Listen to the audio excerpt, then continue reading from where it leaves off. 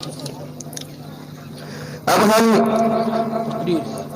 علماء کرام کا مقام اس عنوان پر تقریر پیش کرنے کے لیے سہیل ابن شریف بیانا طالب علم کو دعوت دیتے ہیں کہ طالب علم تشریف لائیں اور اپنی تقریر اپنے عنوان پر پیش فرمائیں۔ جو حضرات مجلس سے باہر کھڑے ہیں ان سے مؤدبانہ درخواست ہے کہ وہ مجلس میں تشریف لے آئیں۔ بہت زیادہ خلا باقی ہے، بہت زیادہ جگہ آگے خالی ہے، آپ کو بیٹھنے کے لیے بہتر جگہ مل سکتی ہے، تشریف لے آئیں۔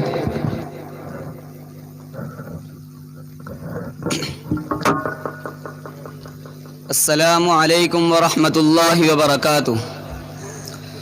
الحمد للہ رب العالمین حمدا شاکرین الہ الاولین والآخرین، والصلاة والسلام علی رسولہ النبی الکریم وعلی آلہ واصحابہ اجمعین، اما بعد فاعوذ باللہ من الشیطان الرجیم، بسم اللہ الرحمن الرحیم، انما یخشى اللہ من عبادہ العلماء، وقال النبی صلی اللہ علیہ وسلم ان العلماء ورثۃ الانبیاء، صدق اللہ العظیم وصدق رسولہ النبی الکریم۔ صدر محترم اور مسند پر جلوہ افروز ذی وقار علماء کرام، اساتذہ کرام اور حاضرین مجلس، آج کی اس بزم میں میری تقریر کا عنوان علماء کرام کا مقام ہے۔ میرے محترم دوستو، میں نے ابھی آپ حضرات کے سامنے ایک حدیث کا ٹکڑا پیش کیا جس میں حضور اکرم صلی اللہ علیہ وسلم نے ارشاد فرمایا ان العلماء ورثۃ الانبیاء، کہ بلا شبہ علماء کرام انبیاء علیہ السلام کے وارث ہیں۔ بڑے آدمی کا وارث چھوٹا ہو تب بھی وہ بڑا ہی ہوتا ہے۔ جیسے ایک پہلوان ہے، اس کا بیٹا لنگڑا لولا اور معذور ہو تو ایسا نہیں ہوگا کہ اس کا وارث کوئی پہلوان ہی ہوگا، بلکہ اس کا وہ معذور بیٹا ہی وارث ہوگا۔ تو علماء کرام چاہے چھوٹے ہو یا بڑے، کم درجہ کے ہو یا بڑے درجہ کے ہو، سب کے سب انبیاء علیہ السلام کے وارث ہی ہوں گے۔ اور جب ہم ان علماء کرام کی بے عزتی کرتے ہیں، ان کی بے ادبی کرتے ہیں، ان کی غیبت کرتے ہیں، ان کی دل آزاری کرتے ہیں تو حضور صلی اللہ علیہ وسلم ناراض ہوتے ہیں۔ اور جب ہم ان کی عزت کرتے ہیں، ان کا احترام کرتے ہیں تو بلا شبہ حضور صلی اللہ علیہ وسلم خوش ہوتے ہیں۔ اور یہ اس لیے کہ ان کی نسبت ان العلماء ورثۃ الانبیاء کے تحت حضور صلی اللہ علیہ وسلم سے وابستہ ہے، انبیاء علیہ السلام سے جڑی ہوئی ہے۔ بانی تبلیغ جماعت حضرت مولانا الیاس صاحب رحمۃ اللہ علیہ سے کسی نے سوال کیا کہ حضرت کچھ علماء ہیں جو دین اور تبلیغ کا کام نہیں کرتے تو کیا ہم ان کے بارے میں برا بھلا کہہ سکتے ہیں؟ تو حضرت نے کیا بہترین مثال دے کر سمجھایا، سنیے۔ حضرت نے فرمایا کہ ان علماء کی مثال قرآن کریم کی سی ہے کہ جب قرآن کریم پھٹ جاتا ہے، خراب ہو جاتا ہے تو کیا ہم اس کی توہین کرتے ہیں؟ نہیں کرتے۔ بس اسی طرح علماء بھی ہیں، ان کی برائی بالکل نہ کریں، ان کی غیبت بالکل نہ کریں، ان کو تکلیف بالکل نہ دیں۔ کتابوں میں لکھا ہے کہ ان علماء کے وجود کے ساتھ ہمارا وجود ہے۔ جس دن کائنات سے علماء کا وجود ختم ہو جائے گا، اللہ تعالیٰ اس پوری کائنات کو ختم کر دے گا۔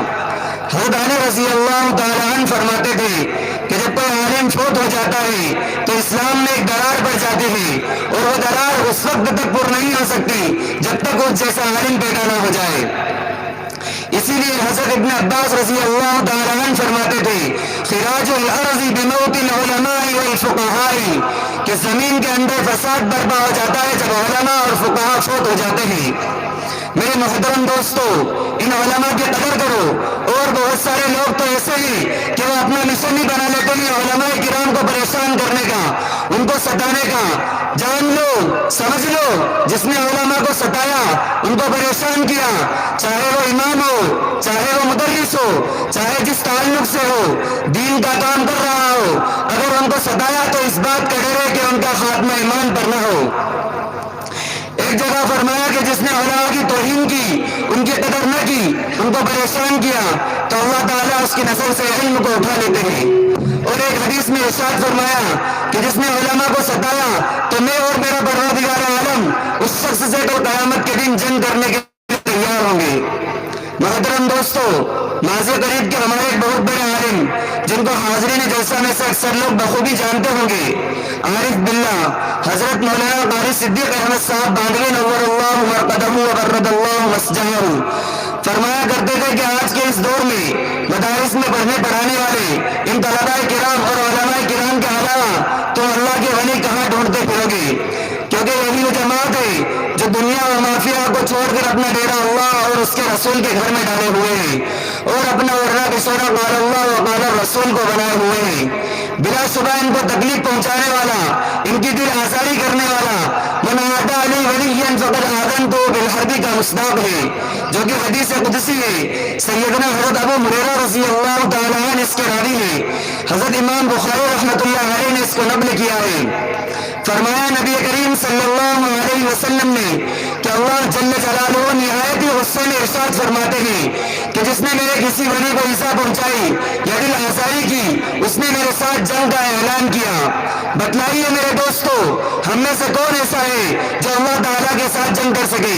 لہٰذا علماء کے معاملے میں اللہ سے ڈرو، اللہ سے ڈرو، اللہ سے ڈرو، اس لیے کہ یہی وہ علماء ہیں جنہوں نے اپنی زندگی، اپنی جوانی، اپنا مستقبل، یہاں تک کہ اپنے بیوی بچوں کی پرواہ نہ کرتے ہوئے اپنے آپ کو مکمل طور پر اپنے قوم کے حوالے کر دیا اور قوم کے ننھے ننھے نونہال بچوں کو قرآن و حدیث کی تعلیم سے آراستہ کرتے ہیں تاکہ ہماری قوم کے آنے والی نسل مسلمان اور مومن ہو۔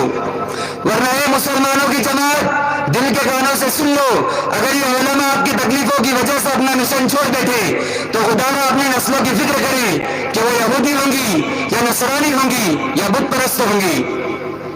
محترم دوستو، حضرت تھانوی رحمۃ اللہ علیہ نے میرٹھ کے ایک جلسے میں فرمایا تھا کہ تم نے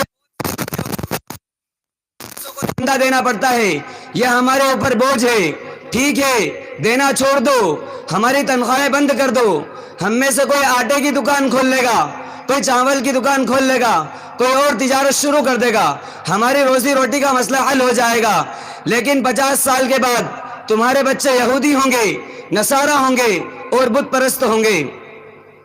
لہٰذا فرمایا یہی وہ علماء ہیں جو انسان کو انسان بننے کی تعلیم دیتے ہیں، یہی وہ علماء ہیں جو زندگی گزارنے کا طریقہ اور ڈھنگ سکھاتے ہیں، یہی وہ علماء ہیں جو علم کی شمع ہمارے سینوں میں روشن کرتے ہیں، یہی وہ علماء ہیں جو ہمیں اعلیٰ اخلاق اور آداب سکھاتے ہیں۔